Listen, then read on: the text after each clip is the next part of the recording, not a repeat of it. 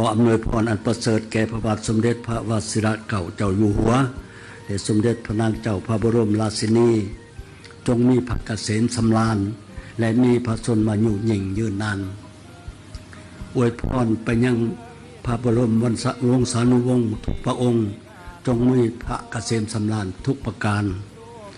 ขออวยพรให้ประชาชนชาวไทยภายใต้พระบรมโพธิสมภารของพระบาทสมเด็จพระวชิรเกล้าเจ้าอยู่หัวจงมีความห่มเย็นเป็นสุขมีความเจริญก้าวหน้าสืบต่อไปขอให้มิตรภาพลาวไทยไทยลาวจงเจริญงอกงามยิ่งขึ้นข้าพเจ้าขอให้ความหมายมั่นต่อพระองค์ว่าถึงแม้สภาพการของโลกจะผันแปรไปในทิศทางใดก็ตามแต่มิตรภาพฐานพี่น้องความผูกพันฐานญาติมิตรความเป็นบ้านไก่เฮือนเคียงที่ดีของสองประเทศและประชาชนสองชาติของพวกเขา